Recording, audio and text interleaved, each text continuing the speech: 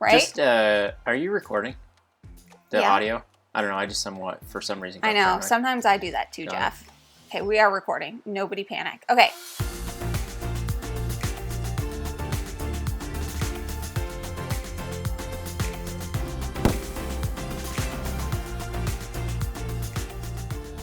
Hello, everyone. Welcome back to Foster the Meeple, a channel all about Board games. and Ranking of board games. exactly. You know what people love? Rankings. And lists. Yeah, they Same love thing. those things. It's good. Tomato, rankings and lists. People love them. We are continuing with our top 50 board games of all time series. And today we have hit a pivotal point. We're getting there. The top 20. Okay? Creme de la creme. The creme de la creme. And when we get to the top 10, that's the creme de la 10. You like Good that? one. Yeah, That's a pretty that's good good. one. So today we're going to go through numbers 20 to 11.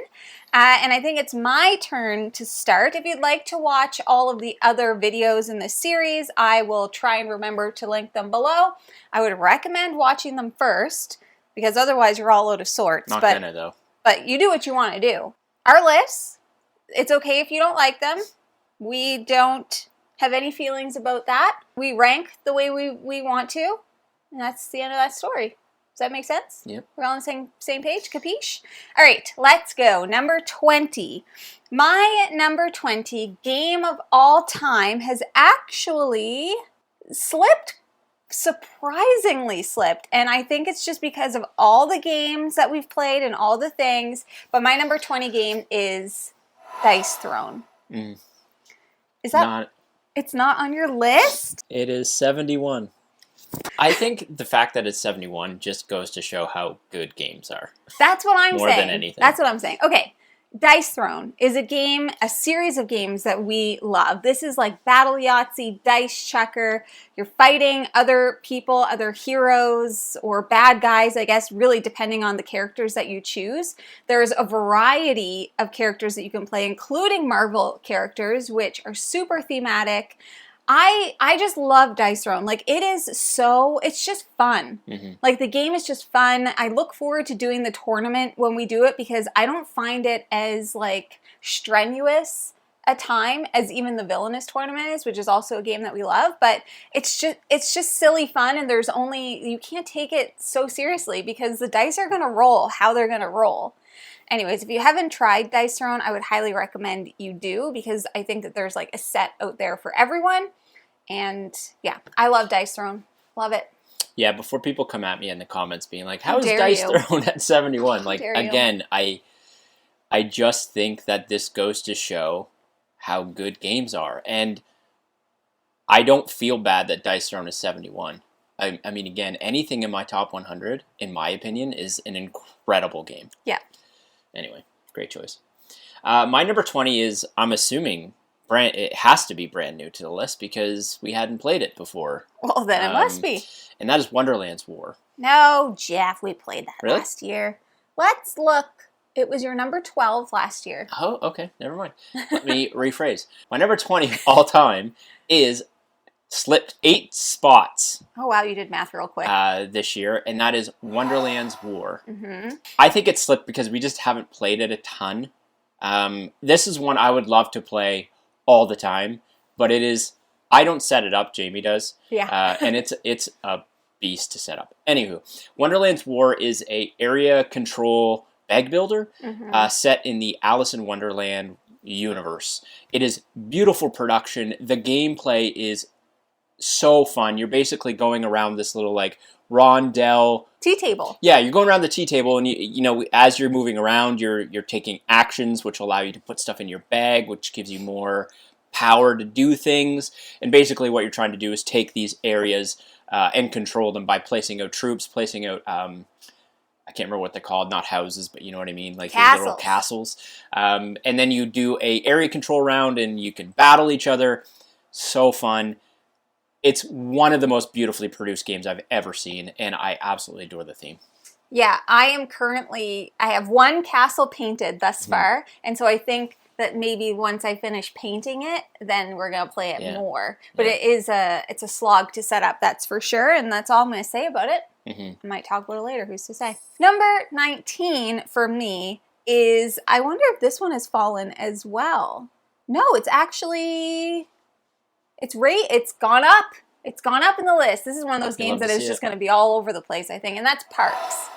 So Parks was, like, the first year that we did this, it was my number 11. Last year, it was my number 44, and this year, it's my number 19. Like, this is what I'm saying. Nothing makes sense. Parks is a game about nature and going to the parks. You're hiking in the parks, okay? So there's essentially what you're doing is you're going along this little like hiking trail, which grows as the game goes on. Like you add pieces to it, and then each of the sections that you're going to be putting your little meeple on are going to give you some resources to collect or something to do. Maybe take a picture so it'll last longer.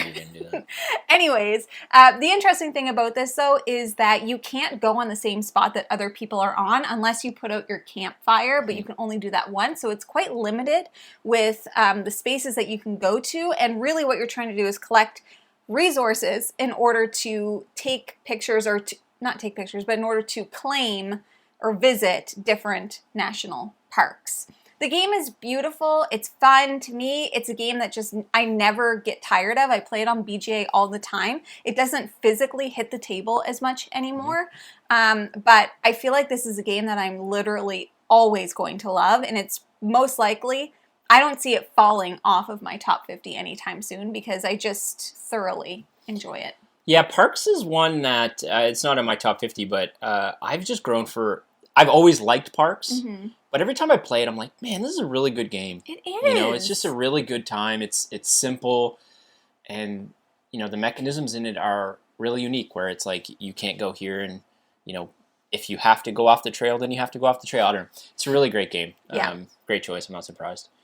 All right, my number 19 is another Uwe, but not my highest Uwe, and that is Hallertau. Hallertau is, again, traditional Uwe fare where you are building crops in order to basically trade resources to push along this unique like building track. Resources have like a varying degree of value. Yeah, exactly. So as you move along this track, like maybe you need certain resources types in order to like be able to move along this track. I think it's like a house or something that you're moving along from left to right. There's a bunch of different action selections areas that you're going to collect resources, to maybe trade resources for different types, to take bonus actions. It's very traditional Uwe, but I really think of all of the Uves that I enjoy, those farming Uves, this one does something differently enough. Yeah. Similar to Glass Road that I really, really enjoy. Not one we play a ton, but every time we play it, I fall further in love with it. I'd love to get that back to the table, because this was the first Uwe, classic farming Uwe that game you liked. That I played, and I was like, ooh, okay, I like this. This is way better than Agricola. Why even play Agricola when you have Hallertau? Sure. That's what I always say. I say it every day. Okay, my number 18, which was shockingly lower on Jeff's list, shockingly, is Undaunted Normandy. That's so surprising. I am specifically going with Normandy over the others. We've played Undaunted Normandy, Battle of Britain, and Stalingrad. I really, really like this game. I think that, like, one of the things that I love about Undaunted, which is it's like a war-style game that is card-based. It's kind of like you're building up your deck builder. You're building up your hand of different troops that do different things, and it's scenarios, which I find really interesting because it's a scenario that's been taken from history that you're kind of playing out, and it might give like one side a little bit of an edge because in history they won that war or that battle or whatever, but it doesn't necessarily predict or determine the outcome of the game. I love games where I feel like you have control over what you're doing, and while there is like dice rolling and there's some luck in it, like you are choosing the cards that you're putting into your hand, and I don't know, there's something about it that I find very satisfying, and it's not overly complicated. The only thing that I don't like about it is when you have to play as the bad guys, because then it feels less good when you win. Yeah, honestly, like If there's one game on my list that's probably something I need to address, it's probably Undaunted. I would say so, because you love Undaunted. I do love Undaunted, but again, it goes back to... I know, it's so There's tough. so many good games, and... I agree. I think the beauty of Undaunted is how there's a depth of strategy, but the mechanisms of that game are so simple. Like, I could teach that game so quickly. Yeah, and it gets... Like, there's varying levels of difficulty within one box, because the first scenario is going to be the most basic, but as you go, like, new troops are added in that do different things and stuff like that, so it gets a little bit more complex. I like games that kind of ease you into a system, and also I just like that Undaunted is an entire system. Yeah. My number 18, I don't know was on my list last year. Don't It look at probably my was. list. It's probably pretty high. It has actually gone up one spot. Ooh. And that is Anachrony.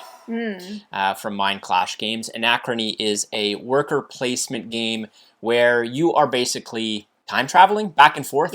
So in Anachrony, you are going to have a bunch of different worker types, and you're basically sending them out into this radioactive city area. So they have to have suits, mech suits that you have to put them in order to be able to go to that area in order to take actions. So if you don't have available mech suits, you actually can't take actions in that area, but you also have a little city board that you are allowed to play your workers onto without the mech suits.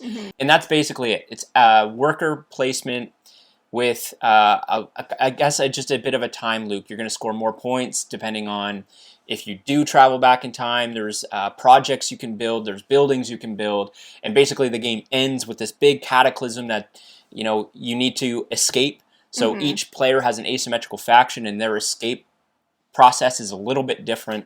Anachrony is one I've played a ton on BGA. We've only played it once in person. We own almost everything for it, and I do want to table it again, but I'm having so much fun playing it on BGA and discovering more about it, and I think it's one that's only going to increase. Yeah, I can guarantee that if we play this game more, that it would be on my list, because I've only played it once physically, and I played it once on BGA a year later when I was like, I do not remember, and I find those really big games very difficult to play on BGA because I can't focus enough, but I think that if we played this more physically, it would be on my list because I freaking loved it, and this was one of those games that I was just like, I did not expect to like it at all, but I loved it, and I would love to get it back to the table. It's definitely one of those games that improves with multiple plays. Because once you figure out the synergies, once you figure out the asymmetry. First time we played in person, neither of us bothered to look at our goal. We were like, ooh. Oh, we didn't escape. Yeah. We didn't escape. We're all dead. My number 17 is Merchant's Cove.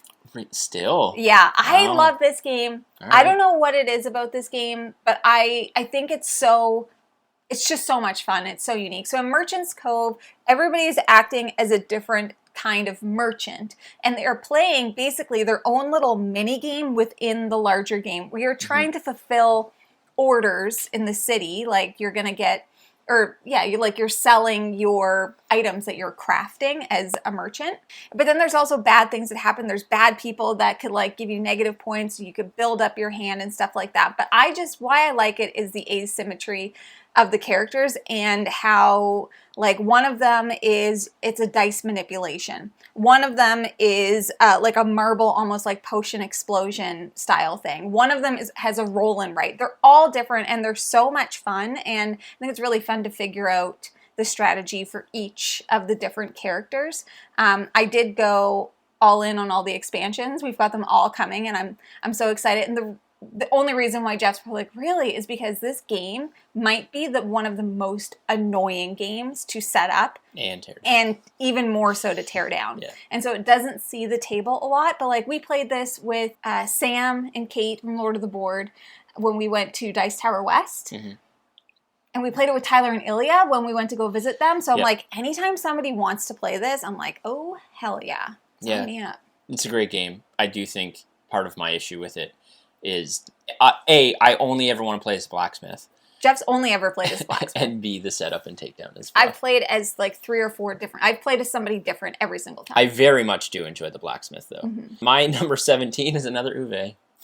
This one I think is going to continue dropping because I've only played the base game, and I think the expansion's difficult to get, but is kind of like essential at this point, and that is Feast for Odin.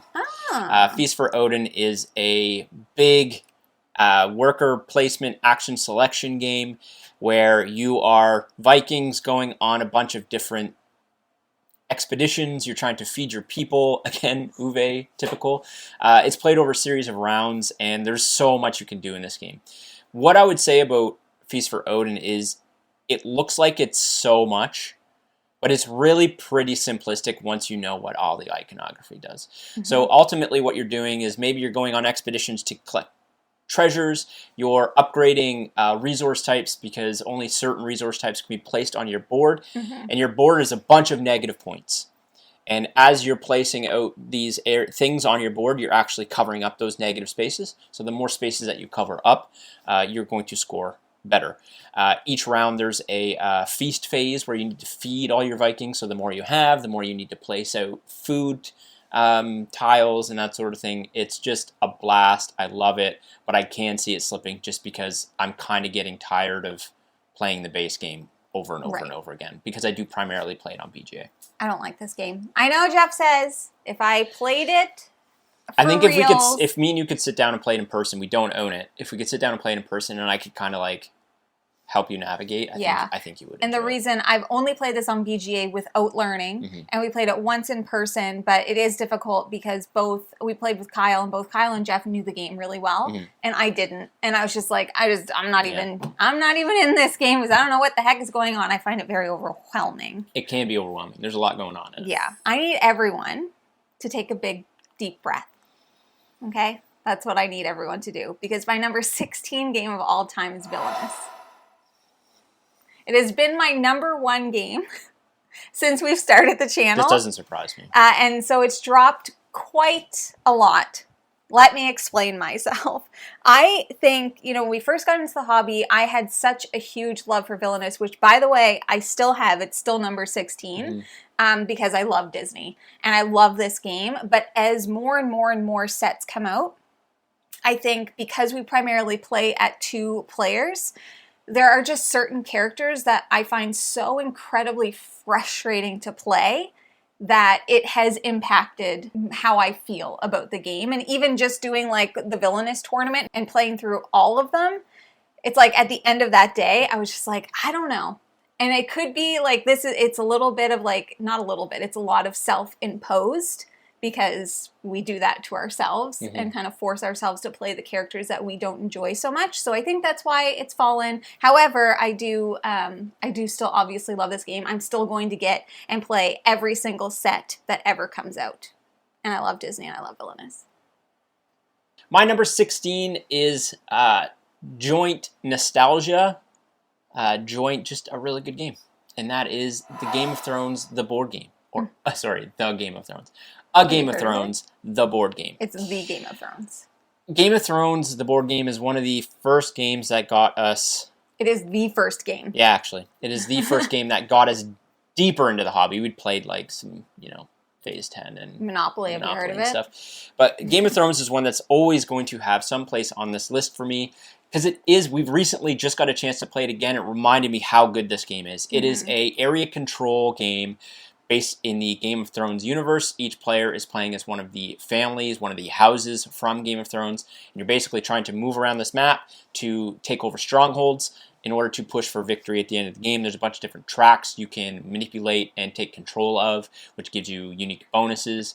It's a somewhat simplistic game once you get playing it.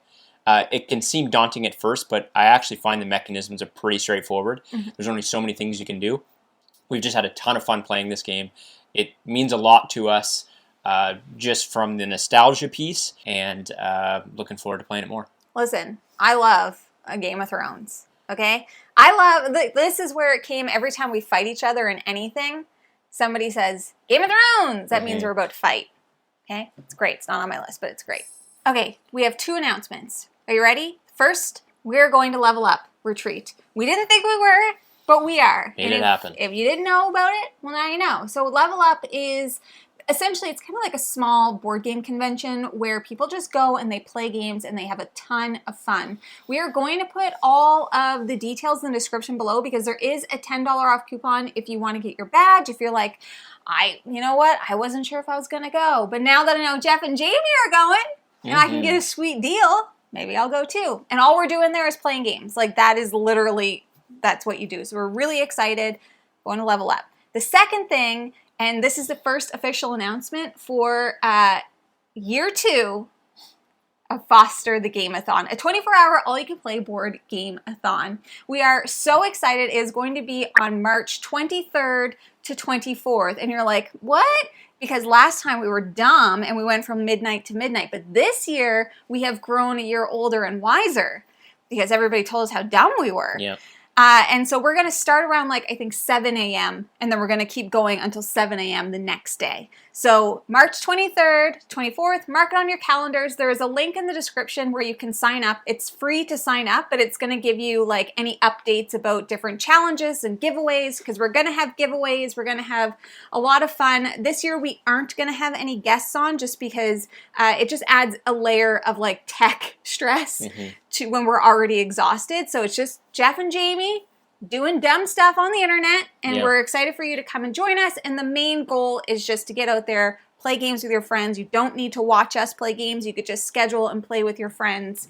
Put us on in the background if you want, but don't feel pressure to. More to come on that, so stay tuned. Number 15.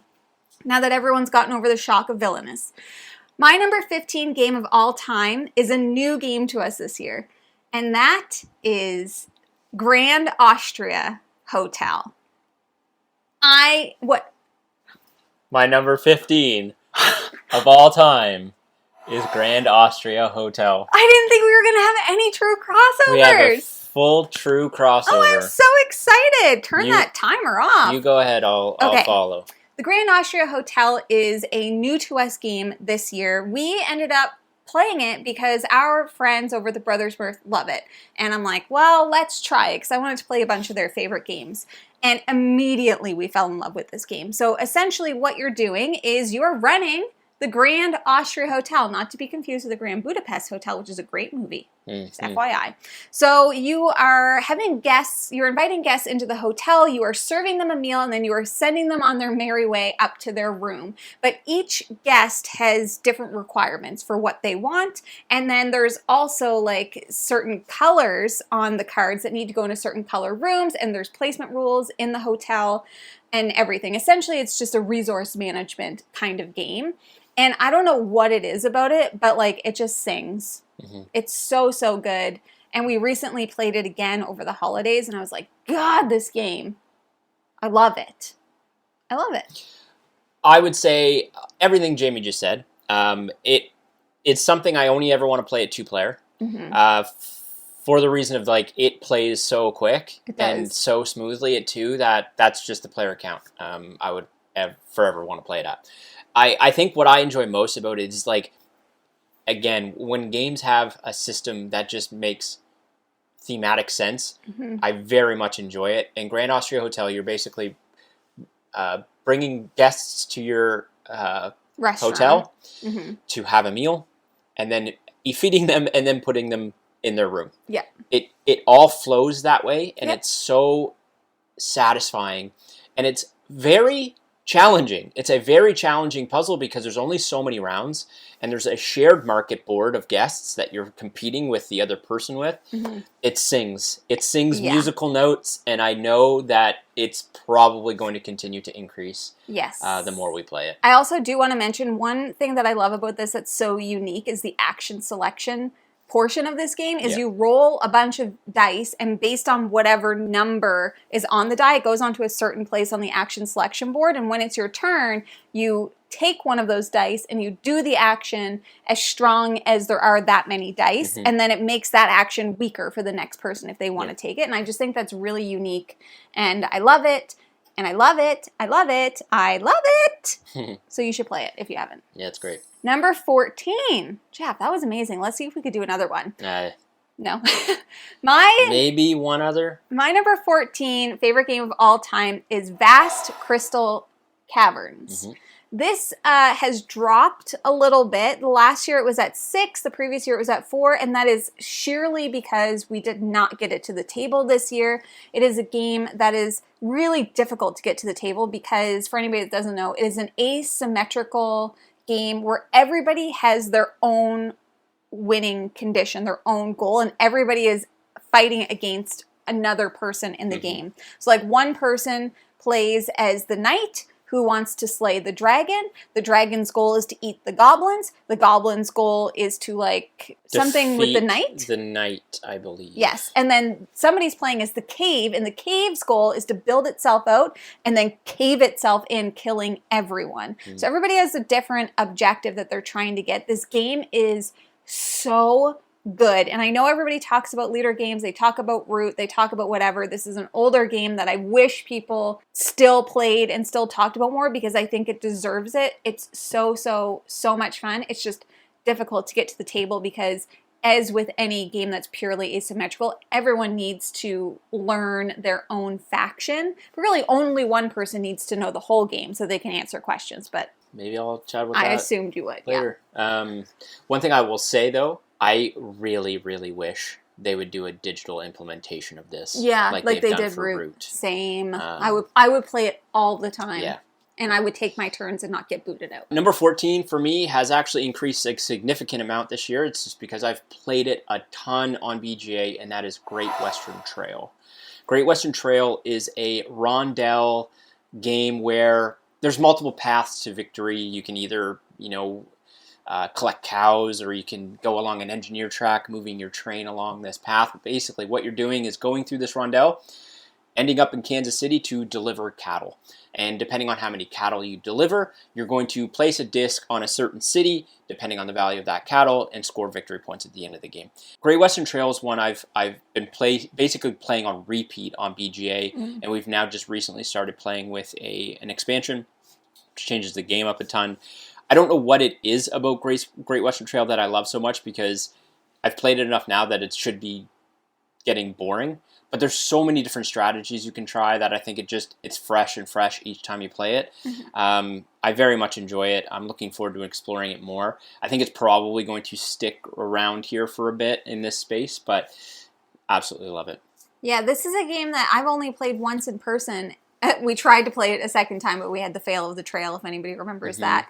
And I can't play it online because I just don't know it well enough to play it online. And so I'd love to play it again because I think that I would really... I liked it. We can play it at 2-player.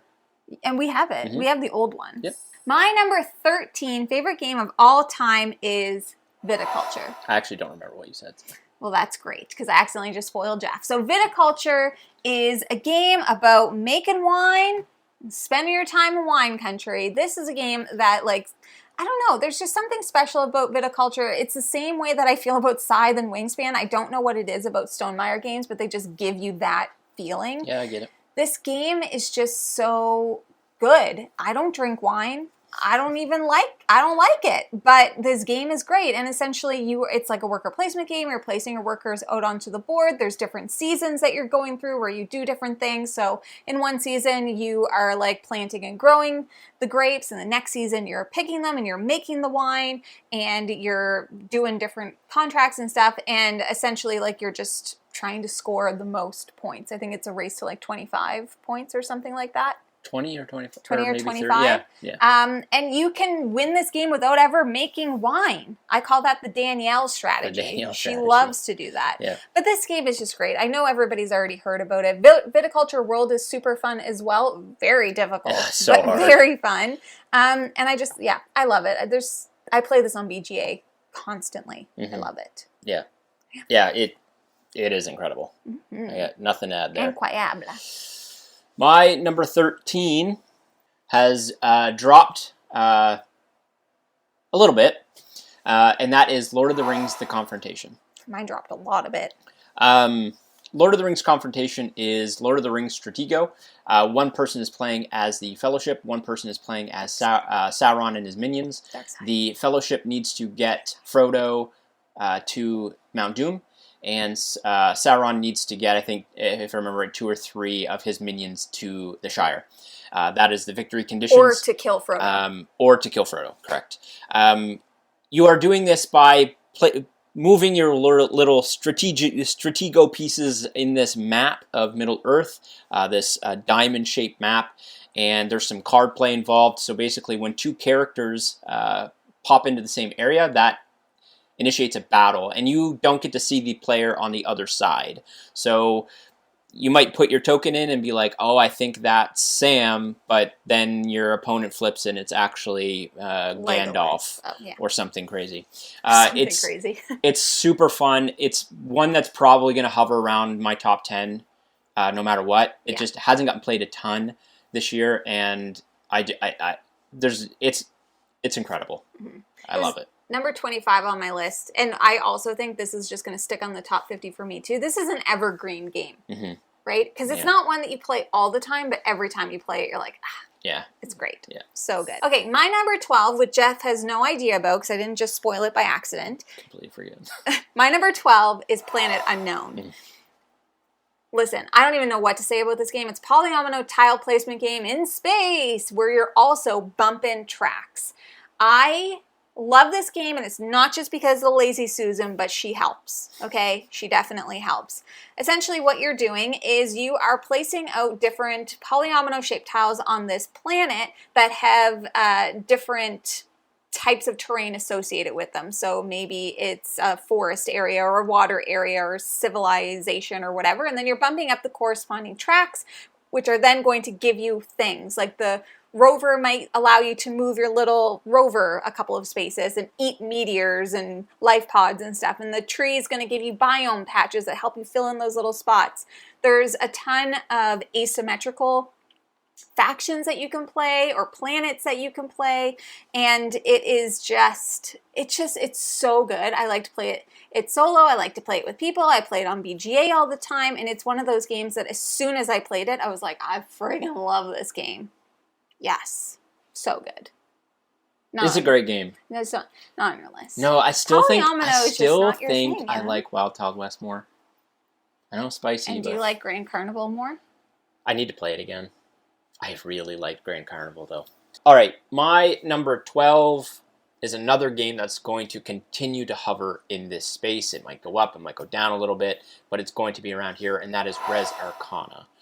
Res Arcana is a engine building game with very, very limited access to things, primarily cards. So in Res Arcana, you are basically racing to 10 points. The first person to get to 10 points triggers the end game, and then whoever has the most points after that end game has been triggered wins the game. You're doing that by playing out cards, and those cards all have abilities on them, primarily triggering to gain resources. And you're going to use those resources to purchase and play out places of power, which are your main engine building for scoring victory points near the end of the game. This game is just one I've taught a ton. I have an absolute blast every time I play it, and it's also a game that I think the expansions are so good. They just enhance the game.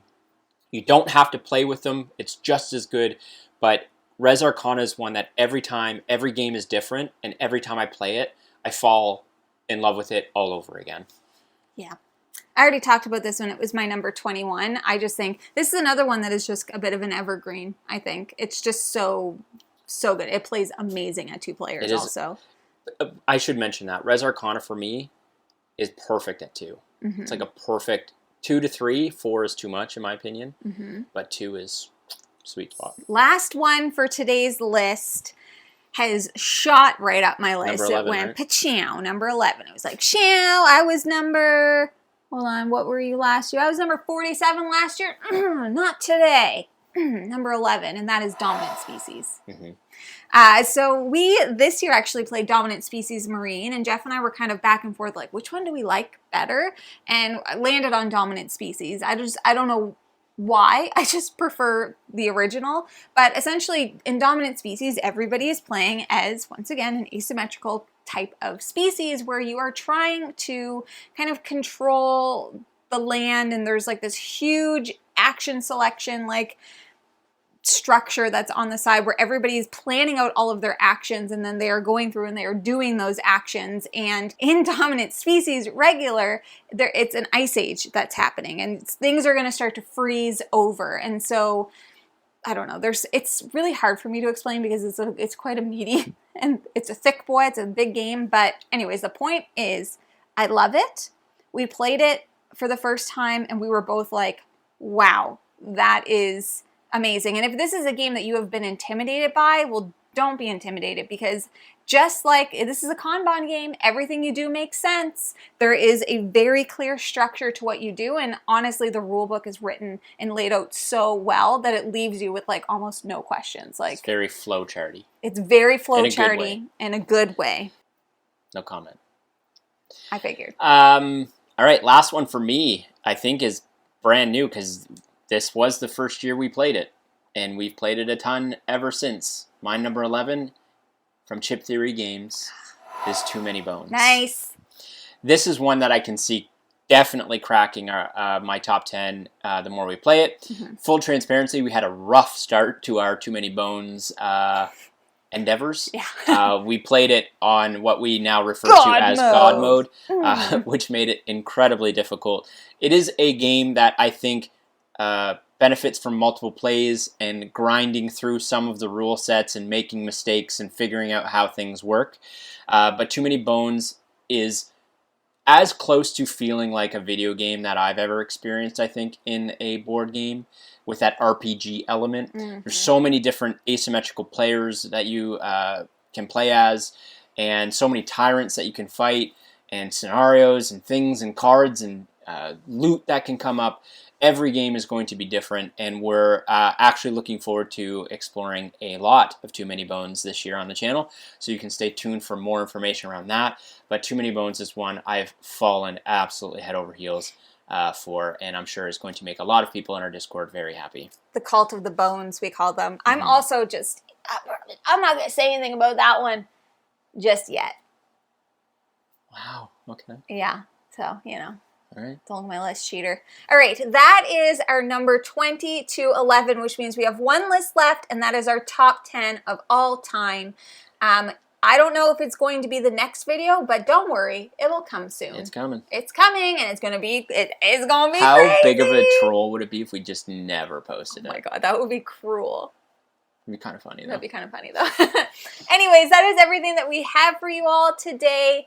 Let us know down in the comments below if there's anything that shocked you.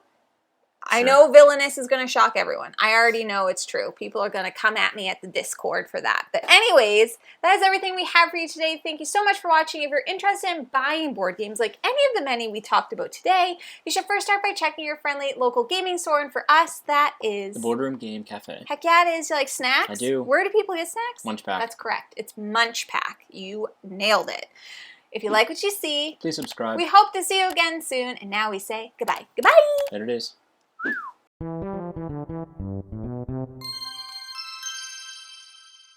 Just a smidgen.